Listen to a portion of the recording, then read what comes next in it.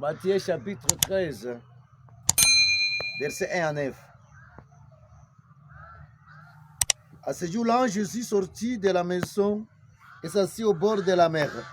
De grandes foules se rassemblèrent près de lui, si bien qu'il monta dans une barque où il s'assit. Toute la foule se tenait sur le rivage. Il leur dit beaucoup de choses à parabole. Voici quand le semeur est sorti pour semer. Comme il semait, des grains sont tombés au bord du chemin, et les oiseaux du ciel sont venus et ont tout mangé. D'autres sont tombés dans les endroits pierreux où ils n'avaient pas beaucoup de terre. Ils ont aussitôt levé parce qu'ils n'avaient pas terre à profondeur. Le soleil étant monté, ils ont été brûlés et faute des racines, ils ont séché. D'autres sont tombés dans les épines. Les épines ont monté et les ont étouffés. D'autres sont tombés dans la bonne terre et ont donné des fruits, les 100 et l'autre 60, l'autre 30. Entendre qui a des oreilles. Acclamons la parole de Dieu. Louange à toi, Seigneur Jésus. Mes frères et sœurs, nous disons merci parce qu'on continue avec l'œuvre de l'éternel notre Dieu. Aujourd'hui, la parole voulait nous montrer catégorie de gens. La parole de Dieu nous montre 4 catégories de gens sur la terre. Alors chacun doit se placer là où il est. Première personne, nous tout trouvons ici, comme la parole de Dieu nous dit clairement ici, c'est les gens dont ils ont écouté la parole de Dieu. Mais en sortant seulement, automatiquement, Satan a ramassé tout ce qui était dans leur cœur. Ça, c'est la première dimension déjà. Alors, deuxième dimension, la parole. On dit ici, l'homme attend la parole du royaume, ne comprend pas. Le malheur vient et le malheur ramasse ça directement. Ça, c'est le premier genre. Tu as écouté la parole de Dieu, tu es entré même dans l'église. Et en sortant seulement, il n'y a rien. Malheur a ramassé tout ce que tu as écouté. Pour cela, tu dois te classer déjà. Deuxième personne, c'est les gens dont ils ont écouté la parole de Dieu. Ils ont bien écouté la parole. La parole peut faire une journée, 2 jours. Parce que la parole n'a pas de racines. La parole qui est tombée sur Pierre. C'est ça le grand problème ici. Nous voyons aussi. Ils sont tombés dans les endroits pierreux. C'est-à-dire qu'il n'a pas de fondation. Ça a tombé sur la terre là. Alors, le démon est venu à ramasser tout ce que la personne avait retenu. C'est rien. Alors vous allez trouver, les gens viennent à l'église, très nombreux, mais les gens ne changent pas.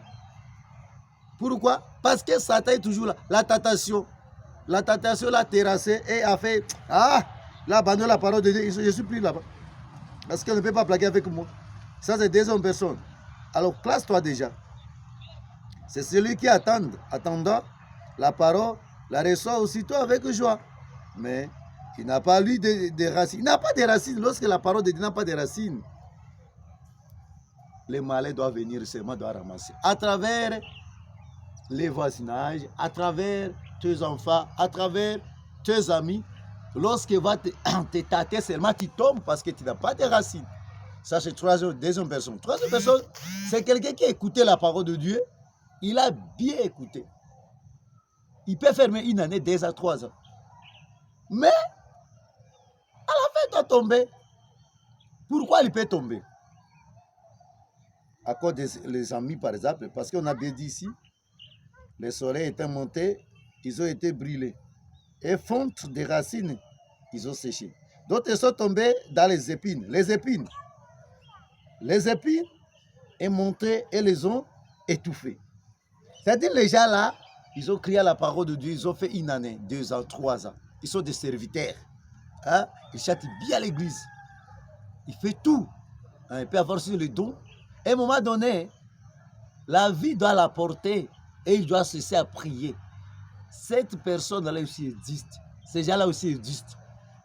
Il a crié vraiment. Il est portier. Il est toujours à l'église. Il est proche. Mais à un moment donné, vous allez trouver qu'il a laissé la parole de Dieu. Ça, c'est troisième personnel. Alors, vous allez vous classer. Chacun doit se classer déjà. Parmi ces trois, je suis où? Celui qui a été ensemble. Alors, dans les épines, on a dit clairement, c'est celui qui entend la parole. Mais les soucis du monde, je dois revenir toujours. Depuis que j'écris à Jésus-Christ, l'homme aussi ne vient pas, les mariages ne viennent pas, la vie ne change pas. Elle doit revenir.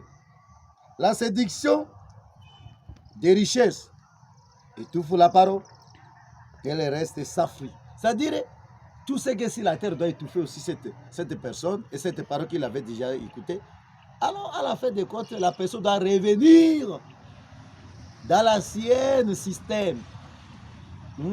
Il doit revenir dans ses caractères bizarres. Parce que la parole de Dieu a les problèmes. Dernière personne, c'est la personne qui a crié. La parole est tombée sur une bonne terre. Il a commencé à porter des fruits 100, 60, 30. Mes frères et sœurs, pose-toi la question. Est-ce que tu portes des fruits? Depuis que tu as crié à Jésus-Christ, est-ce que tu changes? Quel fruit? Quel caractère? Est-ce que tu as déjà amené combien de gens auprès de Jésus-Christ? À travers tes caractères, à travers tes comportements. Quel fruit tu possèdes? Alors chacun doit demander la grâce aujourd'hui. Parmi les quatre là, si tu es au premier rang, demande la grâce pour que ces démons-là te laissent aujourd'hui, afin que tu passes à la quatrième dimension, c'est-à-dire quatrième rang, afin que tu portes beaucoup de fruits. Parce que nous sommes censés de porter les fruits. Quelqu'un qui est en train de travailler, il faut qu'il voit réellement, j'ai travaillé afin que j'ai produit quelque chose. C'est vraiment meilleur et très important. Pour cette raison, demandons la grâce, afin que les démons là nous laissent, afin que ces malais-là, qui nous a déjà terrassés, qui nous malmènent au jour, qui nous laissent au nom de Jésus-Christ, afin que nous puissions porter des fruits, afin que tout le monde puisse croire à ce Jésus-Christ. Les voisins puissent dire, vraiment tu as crié à Jésus, le caractère a changé, l'habillement a changé, ta parole a changé, tout ce que tu faisais est devenu maintenant la parole de Dieu. Alors que le Saint-Esprit nous aide, qu'il vous bénisse abondamment. Pour cette raison, mes frères et sœurs, nous bénissons aussi, c'est moi ici, ça soit un mois de bénédiction pour tout le monde qui est en train de nous suivre à cette heure-ci partout dans ce monde. Que l'Éternel vous donne la grâce de porter le fruit tout au long de votre vie. Abonnez-vous, c'est votre simple serviteur, Berger Justin. Shalom.